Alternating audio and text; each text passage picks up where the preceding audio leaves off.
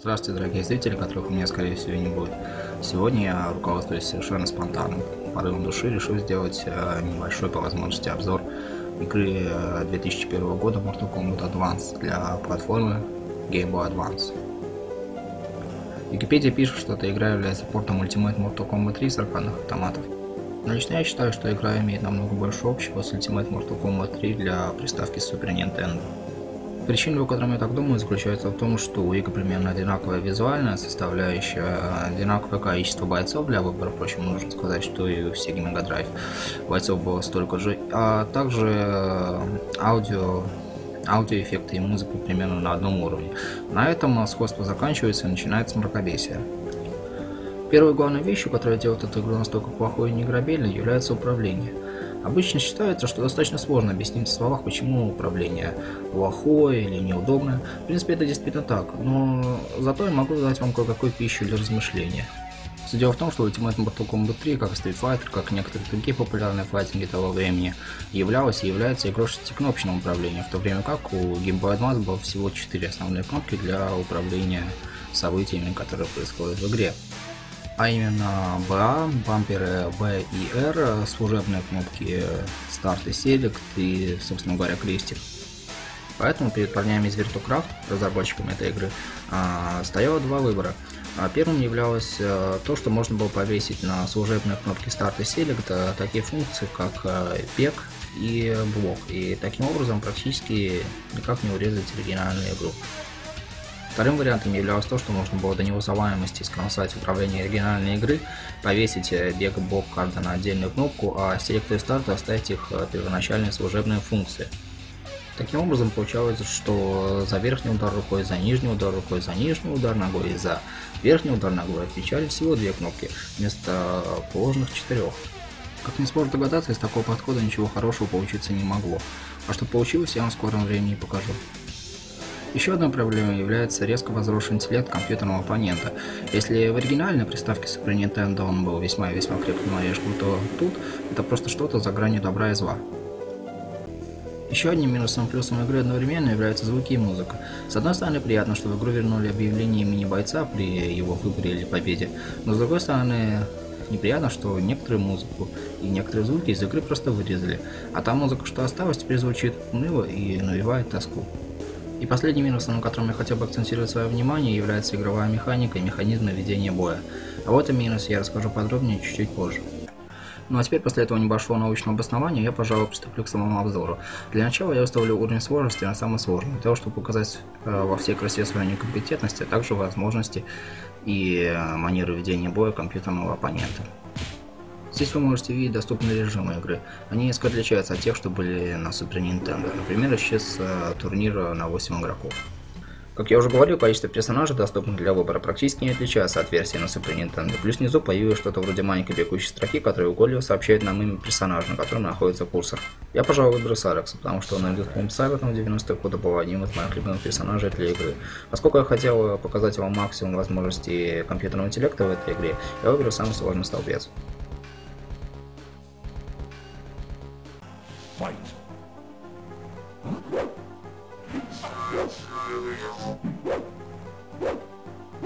Вот такие вот неуклюжие прыжки в стиле МК-1 — это единственное более-менее работающее средство ведения боя против компьютерного соперника, которое мне удалось обнаружить. К сожалению, выбирать подобные акробатические трюки достаточно быстро наскучивает, а кроме них какого-то реального и успешного способа ведения боя против компьютера не существует, но либо я просто не успеваю их сделать. Здесь я должен отдать управлению игры еще один реверанс. Оно не только запоздало реагирует на нажатие кнопок, но и далеко не всегда адекватно расценивает их последовательность. Таким образом, исполнение суперприемов или комбо является задачей поистине титанической сложности. Как видите, в этом раунде компьютерные кулаки весомо перевесили мои. Теперь, для сравнения, я хотел бы показать вам один проведенный мной раунд с компьютерным соперником из версии игры для Super Nintendo. Уровень сложности я выставил такой же, как Mortal Kombat Advance.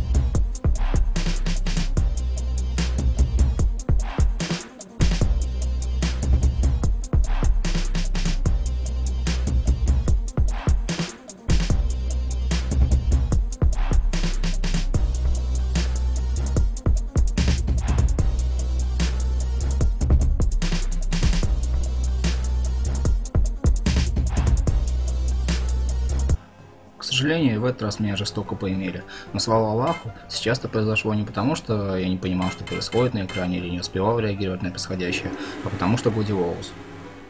После такого разгрома логично предположить, что, может быть, мой астрал еще не готов к совершению подвигов такой длины. Я склонен с этим согласиться, поэтому поставлю уровень сложности на самый легкий. И давайте посмотрим, что из этого получится.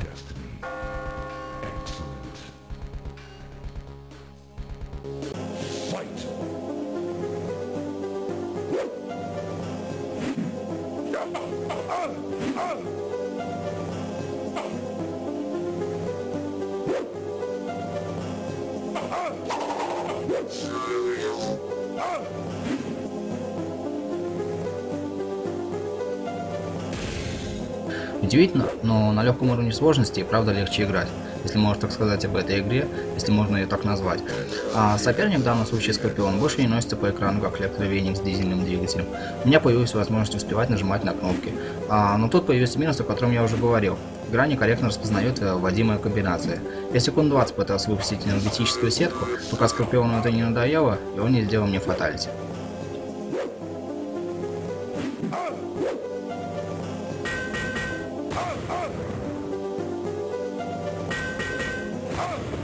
Хотя, в данном конкретном матче все прошло не так уж и плохо. Я даже смог найти одно радикальное средство взятия верха над компьютерным разумом. Выглядит оно вот так.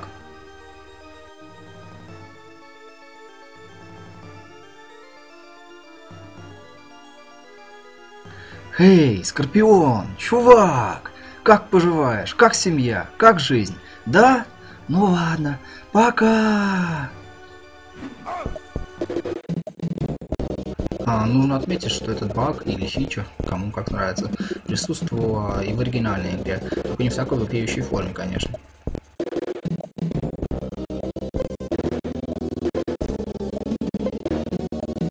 В дальнейшем мне удалось улучшить свое мастерство.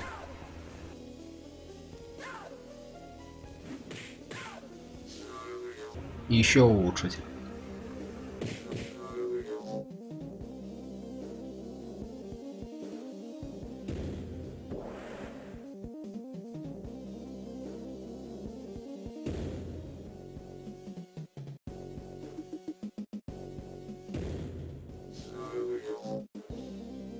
Улучшить его до такой степени, что оно превратилось в оружие судного дня с узким колоритом.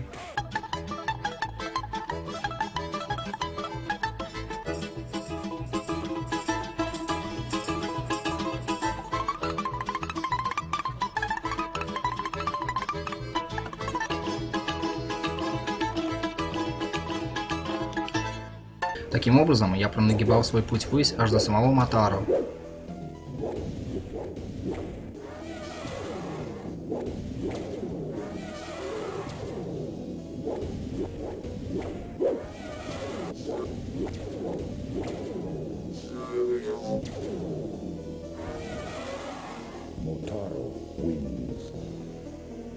Но тут случилось страшное. Моя техника перестала работать, а его оказалось невозможно не то что зажать в угол, но просто ударить.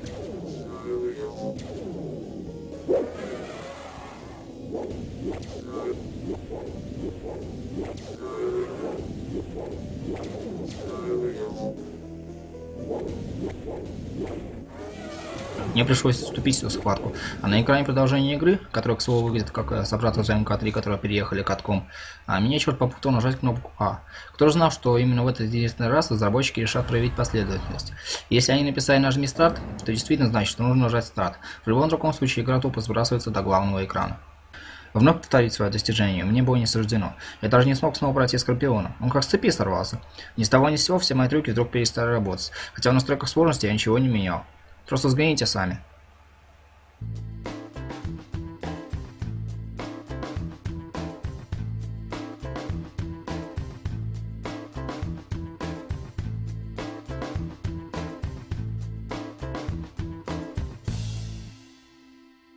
Тема героя фильмов про войну или про первый полет на Луну, или про жизнь одиноких сердец.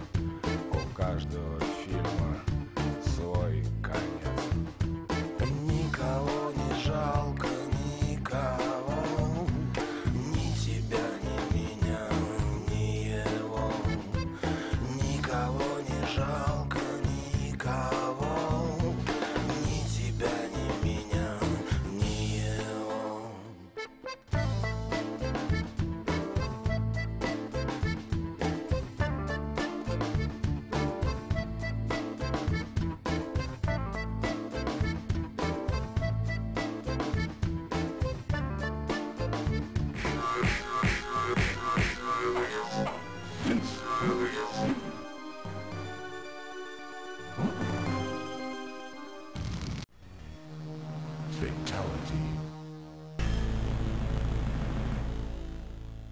Scorpion wins.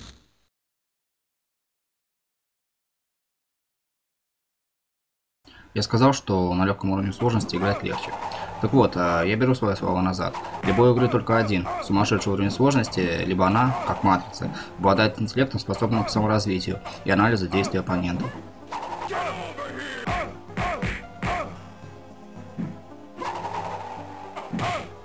Кто знает, может быть, эта игра настоящее зло. Зло, которое жаждет поработить мир. А со злом у нас, как известно, борются супергерои. Эй, Супермен, чувак, спаси мир!